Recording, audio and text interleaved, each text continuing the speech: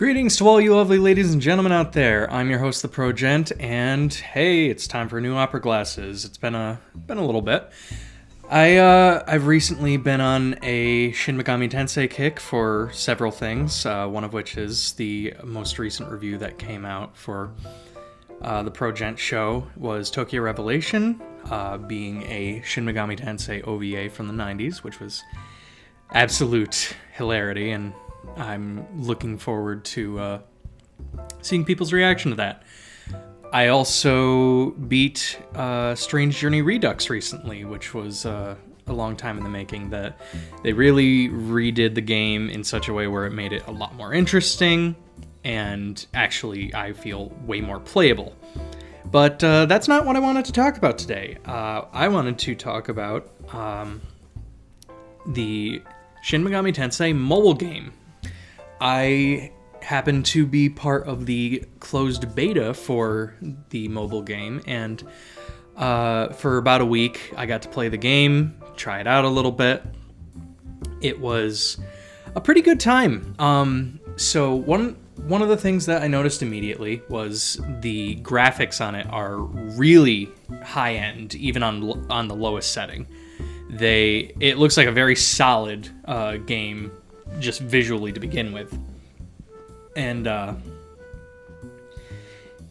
it ate my battery a little bit, because I was able to get maybe an hour's worth of playtime on 100% down to about 60% or so, depending on what I was doing. So I got maybe 2 hours max at full charge on my Android device, and it seems that on the low setting it runs pretty nicely, but it actually has higher settings, so you can make the game look great. It's just gonna wipe your battery out very quickly. It had some interesting depth to it, actually, much like many Shin Megami Tensei games of the mainline. There is the press turn system, which, if you've never played a Shin Megami Tensei game, essentially, if you hit an enemy's weakness, you get an extra half turn of sorts. And if you hit an enemy that has nullification, repel, or drain for a particular element, you lose 2 actions. Which, obviously, you want to optimize how many actions you get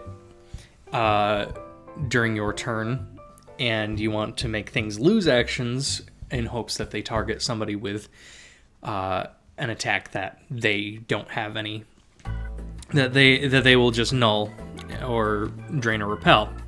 So it takes the simple Shin Megami Tensei combat system and replicates it fairly enough in a mobile setting. And all of your demons have essentially 10 MP points to use amongst 4 base skills, and then you can unlock a couple others. You have the essential attack, which doesn't cost any MP, and if you attack, then since you're not using MP, you're going to be able to charge up a little bit if, say, you use some MP on some of your magic attacks or your strong attacks before, and you don't have access to them.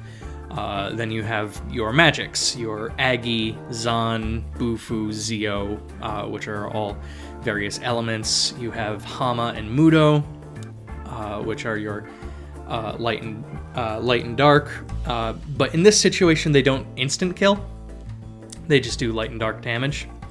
And then you have your various buff spells and a couple other things, healing. So combat's pretty simple to understand. One of the main aspects of it is a gachapon game, so you will be saving up resources to do various types of pulls from the summoning portal. And you can get anything from, there's various summon portals that you can get from. There's the simple ones, which get you demons from 1 to 3 stars, which are the more easily accessible ones. There's the special summons, which allow you to summon a 4-star or 5-star, which are the strongest demons that you can have access to. And then there are other ones that I didn't really get time to check out, since I didn't play enough to get the resources to summon from them. I only ended up getting 1 4-star, no 5 stars, and I got Kikuri Hime, who used fire and had a little healing. So that was interesting, and I had I ended up having a team of Kikuri Hime, Zochoten, Setanta, and I had to switch out every now and again for various story stuff between Fornius and Komokuten. So I had a very heavy on the physical side party, but the magic that I did have was pretty strong. And the way that you enhance your demons is you go to a Pandemonium section where you can do various enhancements, or there's a bunch of things you can do here. You can fuse demons into one demon to give them extra experience, which lets you get them to their level cap quicker, which will let you evolve them so they get an increase in their level cap, but they go back down to level 1.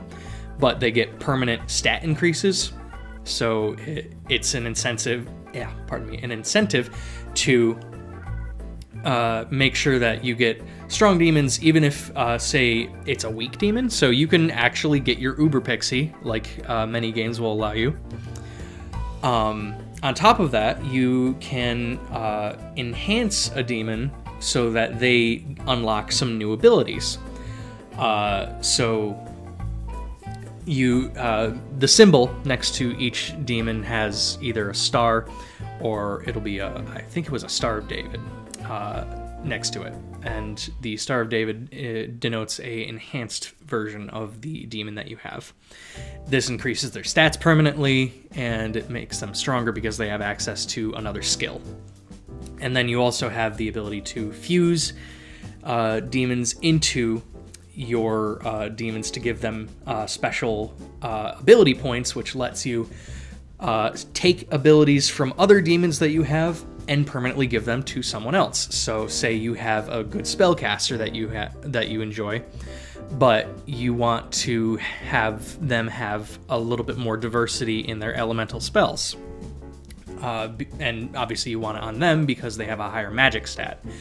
So if you have a few ability points on them, and say you have a Jack Frost to spare, you can fuse the Jack Frost into them with the ability points and take Bufu off of him, which is the ice spell, and it permanently has the Bufu spell. So it's a good way to let you focus on who you like, and they give you a lot of chances to get a lot of copies of the same demon, so you have a lot of chances to just enhance who you want and fuse into what you want, or more towards what you want, which obviously leads to the demon fusion system. Like every Shin Megami Tensei game, you can fuse 2 demons together to make a better demon, or a slightly different demon, depending on the ranking. On top of that, there's also the multi-fusion system, which means you need to have a set of specific demons to make a very specific demon. So you have options as to how to get access to demons between the summoning portal and the fusion system. On top of that, when you're in battle, you can coerce demons onto your side, which lets you do all the things that I just explained in the Pandemonium section. The story is nothing to really write home about, I suppose, being a mobile game. Some mobile games can have a pretty decent story, but this one feels, I guess, a little shallow. Maybe that was just because I was only really up to about chapter 3, and I had only unlocked a few new characters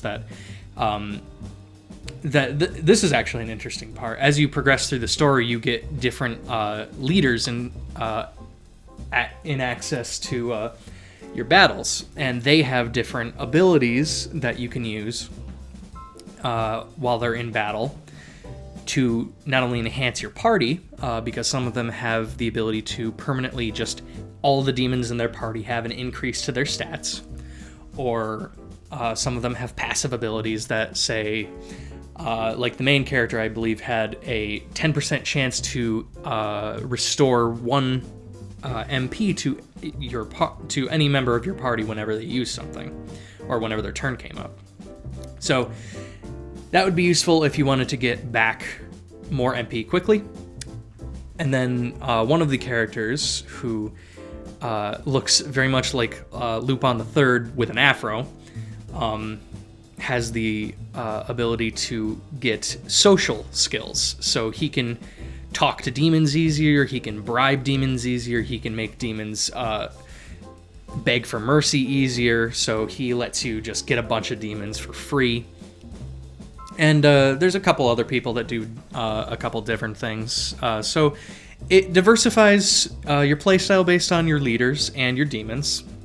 And at this point, it's pretty easy to understand. The story, like I said, it's just mainly about this battling between these factions, the factions known as the Liberators and the Acolytes. And you're a member of the Liberators, and based on the decisions that you get to make in dialogue options, you'll see if you choose something that is law-aligned, you'll get these blue markers on the answer that show law, or red markers if they are chaos, or if nothing shows up, it's a neutral answer. And you can sort of tell which answer gives you which based on like the tone that you're portraying for your character. Like the same answer essentially, just worded more aggressively, will get you chaotic, or the same answer worded a little bit more politely will get you onto lawful. So it's sort of has an alignment system in the works. I didn't see anything pay off on that. And obviously, this being a gacha game, you also have energy that restores over time, so you can only play a certain amount until you run out of energy, and then you have to put the game off for a little bit, or you can restore your energy with items in the game that you get for playing. There's also a dueling system that lets you fight players that are playing the game as well. You have to set up a defense team to fight back against them when you're not dueling. And then there's a lot of other things that you have to take into note, like there's various side things that you can do. One of which is you can get shards of a specific demon to summon that demon. So if you don't want to find a way to fuse that demon, you can just make it by fighting a bunch of it and then making a copy of it. There is a dungeon run that you can do, very much like old-fashioned Shin Megami Tensei, where it's a first-person dungeon crawl that nothing really special about it. You just walk through, you have some random encounters every now and again, and once you get to the end of a floor, you fight a boss. And the further along you go, it gets a little bit harder. You can get money from it. You can get demons from it. It's very easy to understand. And all in all, there's not too much more to say on the game besides it looks nice. The character designs are pretty nice. The demons look great in the game. I like their animations. It makes me excited for Shin Megami Tensei 5, which will be coming out on the Switch, hopefully next year. Fingers crossed. And the music is also pretty good. Very much holds the traditional Shin Megami Tensei style of very chill tracks when not in battle, and then the battle music is pretty upbeat, pretty good. So all in all, it is up for pre-registration right now. I don't know when exactly it will be going live, but I would recommend at least looking into it. I think it's worth your time. So I think that's all I have for today. I've been